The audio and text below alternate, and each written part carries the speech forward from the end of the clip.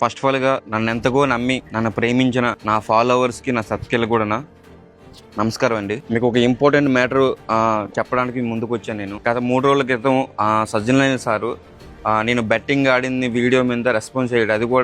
అది పాత వీడియో. నేనైతే బెట్టింగ్ ఎప్పుడో నేను ఆఫ్ చేస్తాను. అది పాత వీడియో మీద ఇప్పుడు రెస్పాన్స్ అయ్యారు. అది ఎప్పుడే రెస్పాన్స్ అయినా అది తప్పేనది. ఆ తప్పుని మనం నిజాయితీగా ఒప్పుకునే మైండ్ కూడా ఉండాలి. ఎందుకంటే తప్పు ఏదైతే చేసామో ఆ తప్పు కన్నా మనం ఒప్పుకోవాలి. సో నేను అది ఒప్పుకోవడానికి వచ్చాను. ముందుకి నేను చదువుకోలేని వాడిని, అంటే నాన్ ఎడ్యుకేషన్ పర్సన్. నేను చాలామంది చదువుకున్న ఇన్ఫ్లుయెన్సర్సే ఈ బెట్టింగ్ యాప్ని ప్రమోట్ చేయడం జరిగింది.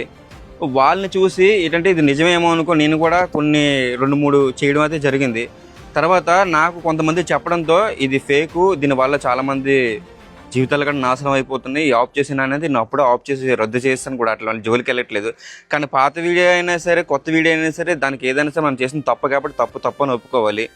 నేనైతే దాన్ని అయితే పూర్తిగా ఆఫ్ చేసేసాను. కానీ ఇంకా 100 మంది 1,00,000 మంది ఇన్ఫ్లుయెన్సర్ చదువుకున్న వాళ్ళు మళ్ళీని దాన్ని ఎంకరేజ్ చేస్తున్నారు. సో వాళ్ళని చూసే నాలాంటి చదువుకున్న ఇన్ఫ్లుయెన్సర్ కూడా దాన్ని నిజమేమనుకుని చేశారు. కానీ ఇంకా చదువుకున్న ఇన్ఫ్లుయెన్సర్కి చెప్తున్నాను, చేసిన తప్పు అని చెప్పి ఒప్పుకోవట్లేదు వాళ్ళైతే. అది ఎవరైనా మీ మైండ్కి వదిలేస్తాను. అలాగే ఇక నుంచి అయినా సరే ఈ బెట్టింగ్ మాఫియాని నేనైతే ఒప్పుకుంటున్నా, నేనైతే దాన్ని అంతం చేస్తున్నా.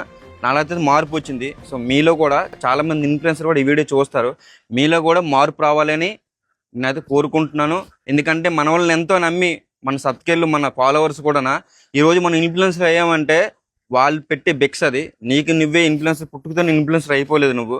వాళ్ళు మన టాలెంట్ని గుర్తించి మనలో నుంచి ఏదో ఒక రకమైన ఇన్ఫర్మేషన్ లాగడానికి మనల్ని ఫాలో అవి మనల్ని ఇన్ఫ్లుయెన్స్ చేశారు. చేసిన తర్వాత మనం వాళ్ళకి నచ్చినట్టుగా వాళ్ళకు పనికొచ్చే దానిగా మనం వీడియోలు చేయాలి, లేదంటే పనికొచ్చే మెసేజ్లు ఇవ్వాలి. మనం పనికిరాని అయితే ఇవ్వకూడదు.